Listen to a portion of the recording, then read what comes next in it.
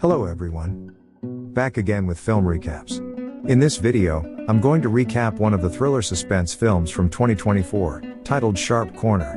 Before we get to the storyline, I'd like to wish everyone a happy and great day. Without further ado, let's get straight to the storyline. The movie opens with a family comprised of a married couple named Josh and Rachel McSell, and their 6-year-old son, Max. At the moment, they've just arrived at their new home, and seem very excited. The house is located on the outskirts of the city, providing more space and peace than they've ever known. After settling in, Josh excitedly reveals how he plans to build a golf course in the yard. Rachel, on the other hand, expresses her joy at finally being able to sleep without the noises and glare of street lamps. On the first night, Max is scared to fall asleep in the new place, so Josh brings him his favorite toy, and assures him that no one will come to hurt him. After tucking the kid in, Josh joins his wife in the living room, and they discuss the decoration of the house. The couple seems genuinely content, and Rachel remarks that she hasn't seen Josh this happy in a long time, and they end up making love in the living room. But then, the window unexpectedly shatters and a car launches into the room. The couple is horrified to see a car collide with a tree right on their front lawn. The next morning, we see Josh attending a meeting at work, but struggling to focus when he reads the news about a teen who died last night in the accident outside his home. After getting off work, Josh picks up his son and then his wife, who works as a therapist. On the way home, he shows Rachel the news article about yesterday's accident, revealing the teen driver was drunk. He also confesses that he might be experiencing PTSD after witnessing the event last night, and shouldn't have left home. But Rachel refuses to talk about the accident, saying she's too disturbed to even think about it. Later at home, Max is happily playing with his toys on the lawn outside. But Rachel grows uneasy knowing it's the exact corner spot where the car crashed, and quickly sends him back inside. Josh, meanwhile, remains unconcerned. Later, Josh is mowing his lawn when he notices the family of last night's victim arriving at the accident site carrying flowers and a cross.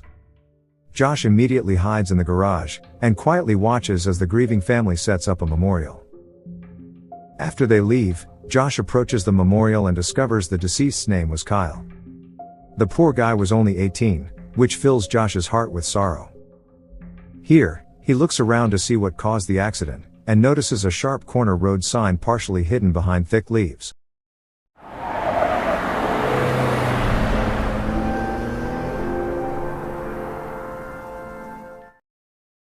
The next day, we see Josh at work, still thinking about the accident and searching for Kyle's profile on social media.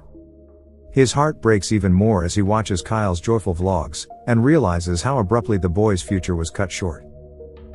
The scene then cuts to the McSell's housewarming party, where several friends and colleagues have gathered. Everyone chats joyfully and congratulates the couple on their new chapter. But Josh suddenly begins talking about the brutal accident that happened on their lawn. He describes in great detail how the driver died, which makes everyone uncomfortable. Josh keeps going, and reveals how Kyle was about to graduate and had even received a sports scholarship. A surprised Rachel asks how he knows so much, and Josh claims he read it in the obituary. The guests sense the growing tension, and immediately change the topic. After they leave, Rachel angrily tells her husband he shouldn't have mentioned the accident earlier. But Josh explains that since such a traumatic event happened right before him, he was naturally curious. Rachel insists he needs to see a therapist to work through his feelings, and suggests one of her colleagues, Peter.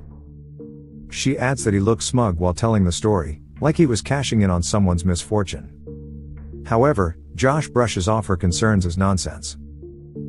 The next day, Josh grabs a chainsaw and heads toward the sharp corner signboard by the roadside. He cuts away the overgrown branches around it, making the sign clearly visible to help prevent another accident from happening. Days later, Josh decides to move on from the accident and focus on his family instead. They spend the day at an amusement park, and try to enjoy a break from everything. That evening, Josh is grilling meat, right when he hears this.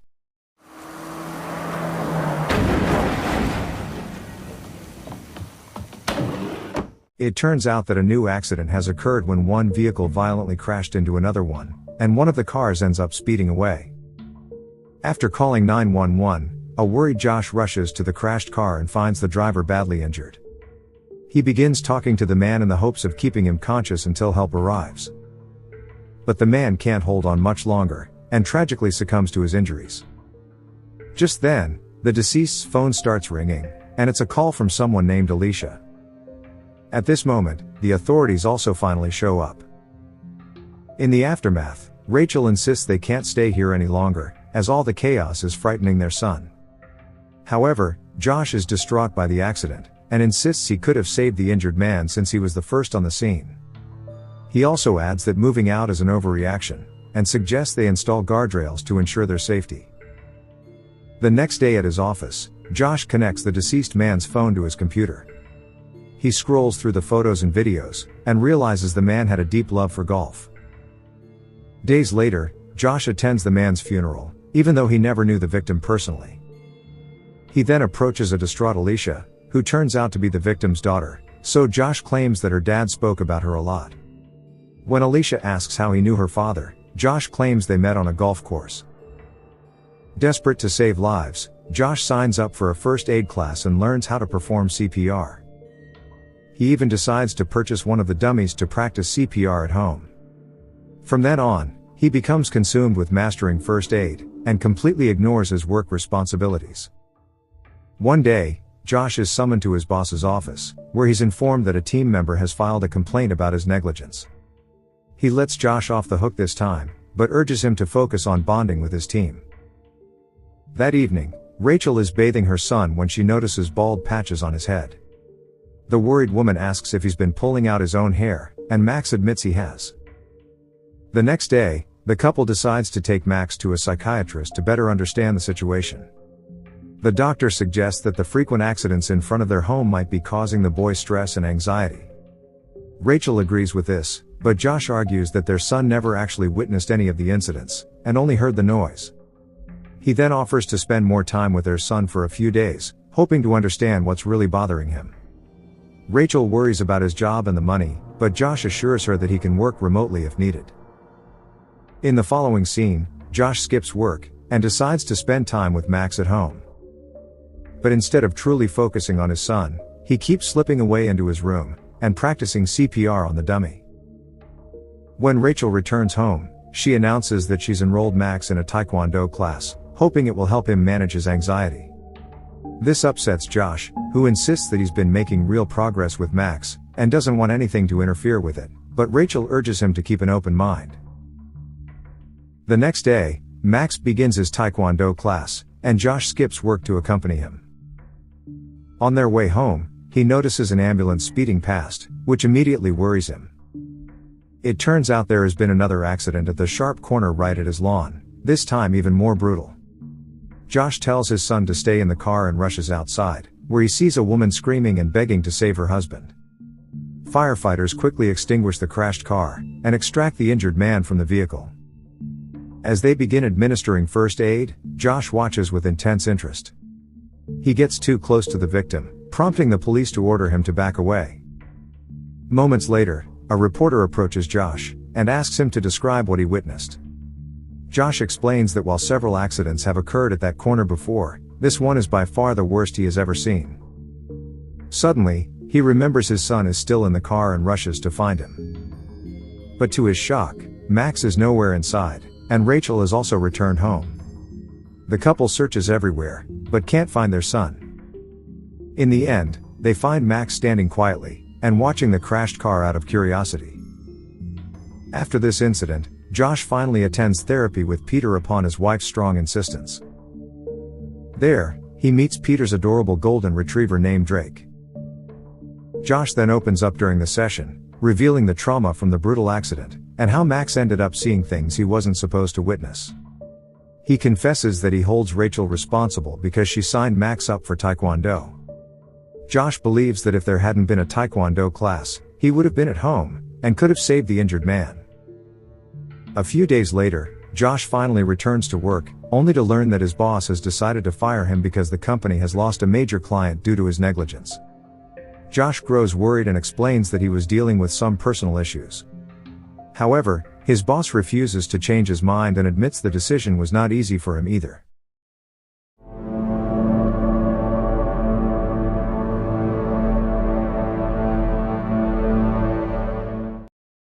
That evening, Josh doesn't say anything to his wife and pretends everything is normal. The next day, Rachel mentions that Max has a therapy session in the afternoon, and Josh decides to join them. After the mother and son leave the house, Josh spends the rest of the day practicing first aid on the CPR dummy. He becomes anxious every time he hears a vehicle pass by, and stays alert in case something happens. With nothing else to do, he starts watching videos of car crashes online. Not long after, a pregnant couple pulls up outside the house. Josh greets the visitors and exchanges a brief conversation with them, but doesn't invite them inside. Sometime later, Josh arrives for Max's therapy session, and a furious Rachel suddenly reveals that she called his workplace, and discovered he no longer works there. But Josh tries to brush it off, while the doctor reassures them that Max shows no signs of PTSD, but warns that it can sometimes emerge months after a traumatic event. Just then, Rachel receives a call from their realtor, and she quickly excuses herself to answer it. The scene then shifts to their home, where an angry Rachel is packing her and Max's belongings. She's furious to discover that Josh scared off the potential buyers by warning them about the string of accidents. She's also upset that he didn't inform her about his dismissal from the job.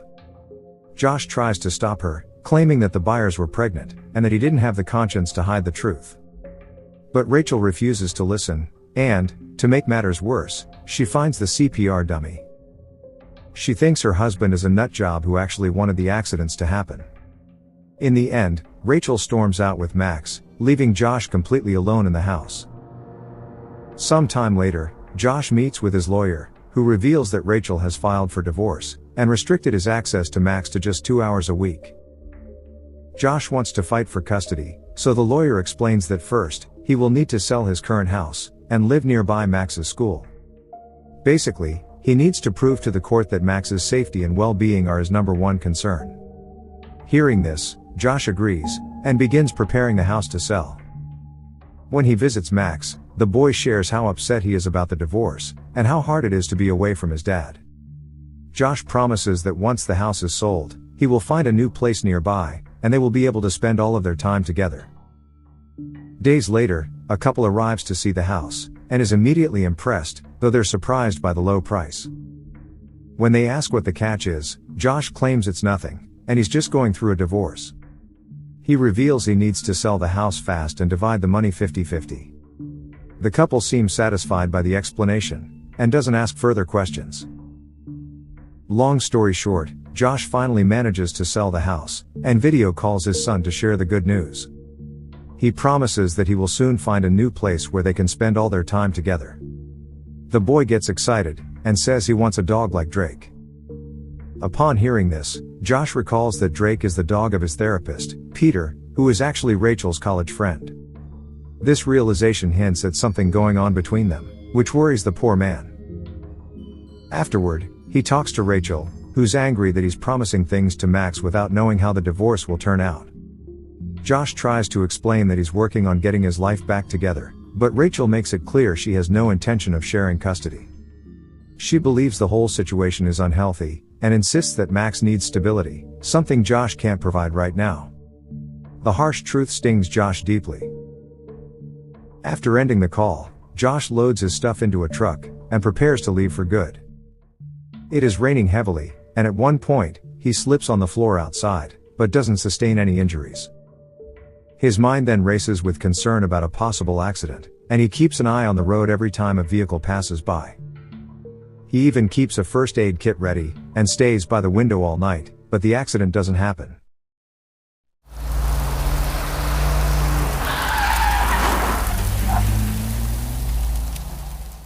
At one point, Josh grows impatient, and is overwhelmed by a desperate urge to take matters into his own hands. He then deliberately sprays the asphalt with a hose, making the road slicker and even more dangerous. But a vehicle soon passes by safely with no accident, which only deepens his frustration.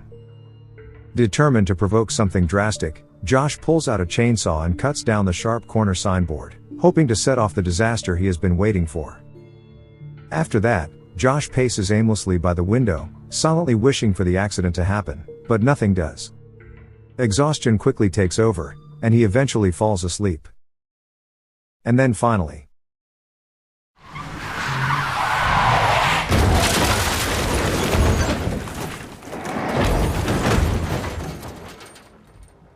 His sick wish comes true when a car loses control at the sharp corner and crashes onto his front lawn. This becomes Josh's moment to shine, and he immediately rushes outside to help the victim. He spots a woman barely conscious, and tries to keep her alive by speaking to her. Josh also grabs some tools and begins to pry open the car door with great force. At this moment, a bus passing by suddenly stops, and several people rush over to help. Josh urges them to call 911, and after a tense struggle, he finally manages to open the car door, and pull the woman out. He then acts like a professional and tries to revive her, but she isn't breathing. Josh pours all of his skill and knowledge into saving her, but no matter how hard he tries, it seems hopeless. Realizing it isn't that easy, the remorseful man breaks down in tears after realizing he may have just killed an innocent woman. Just when all hope seems lost, the woman finally starts breathing again, bringing a wave of relief to Josh. The medics also arrive at this point, and commend him for his actions. As the movie ends, we see a proud smile spread across Josh's face, as he has finally become the hero he always wanted to be. Okay guys, thanks for watching. See you again in the next video.